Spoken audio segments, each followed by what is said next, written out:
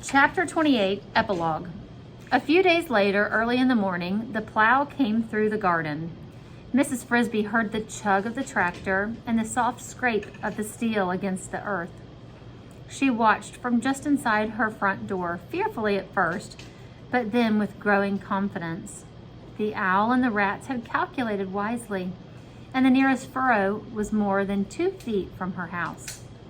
Behind the plow, in the moist and shining soil, the rudely upturned red-brown earthworms writhed in a frenzy to rebury themselves.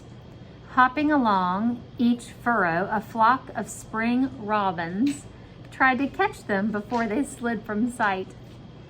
And when the plowing was done and the worms had all disappeared, either eaten or safely underground, Mr. Fitzgibbon came back with the harrow, breaking down the furrows and turned them all up again. It was a good day for the robins. After the harrow, for the next 2 days, came the Fitzgibbons themselves, all 4 of them with hoes and bags of seeds, planting lettuce, beans, spinach, potatoes, corn, and mustard greens. Mrs. Frisby and her family kept out of sight. Thoughtfully, Brutus and Arthur had dug their doorway behind a tuft of grass so that not even Billy noticed it. Brutus and Arthur. Mrs. Frisby did not suppose she would ever see either of them again, nor Nicodemus, nor any of the others. Brutus, after swallowing Mr. H's medicine and resting for half an hour, had gone on his way into the forest to join the colony in Thorn Valley. There was no talk of their coming back, unless their attempt to grow their food should fail, and she didn't believe that would happen. They were too smart. And even if they did fail, they would probably not come back to Mr. Fitzgibbon's farm. She thought that it would be pleasant to visit them and see their new home, their small lake and their crops growing, but she had no idea where the valley was, and it would be, in any case, too long a journey for her and the children, so she could only wonder about them. Were they, at that moment, like the Fitzgibbons, planting seeds behind their own plow? Some, like Isabella's mother, might grumble about the hardness of the new life they had chosen. Yet the story of what had happened to Jenner and his friends, if it was Jenner and his friends, to say nothing of the destruction of their own home, would surely help to convince them that Nicodemus's ideas were right. The Fitzgibbons finished their planting, and for a week or 2 all was quiet. But it would not stay that way. The crops would appear, the asparagus was ready to sprout, and for the rest of the spring and summer, the garden would be too busy a place for mice to live in comfortably. So on a day in May, as warm as summer, early in the morning, Mrs. Frisby and her children laid a patchwork of sticks, grass, leaves over the top of the entrance to their cinder block house, and then carefully scraped earth over it so that it wouldn't show. With luck, they would not have to dig a new one in the fall. They walked to their summer house, taking half a day to do it, strolling slowly and enjoying the fine weather, stopping on the way to eat some new spring leaves of field cress, some young poke greens, and a crisp, spicy mushroom that had sprouted by the edge of the woods. For their main course, a little further on, there was a whole field of winter wheat, its kernels newly ripe and soft. As they approached the brook, toward the big tree in the hollow of whose roots they would make their new summer home, the children ran ahead, shouting and laughing. Timothy ran with them, and Mrs. Frisby was glad to see that he showed no trace of his sickness. It was an exciting time for them. In the garden, they were always alone with themselves, but along the bank of the brook in summer lived 5 other mice families, all with children. Within a few minutes of arrival, her 4 had gone with a group of the others down to the water to see the tadpoles swim. Mrs. Frisby set about the job of tidying up the house, which had acquired a carpet of dead leaves during the winter, and then bringing in a pile of soft green moss to serve as bedding for them all. The house was a roomy chamber with a pleasant, earthy smell. Its floor was hard-packed dirt, and its wooden roof was an arched intertwining of roots, above which rose the tree itself, an oak. On her way to get the moss, she saw one of her neighbors, a lady mouse, named Janice, who, like herself, had 4 children. Janice ran over to talk to her. "You're so late getting here," she said. "We all thought something must have happened to you." "No," said Mrs. Frisby. "We're all fine." "But don't you live in the garden?" Janice persisted. "I should have thought you'd be afraid of the plowing." "As a matter of fact," Mrs. Frisby explained, "they didn't plow the particular spot in the garden where we live. It's behind a boulder." "You were lucky." "That's true. More than that, Mrs. Frisby did not tell. She had agreed to keep a secret, and she would do as she was told.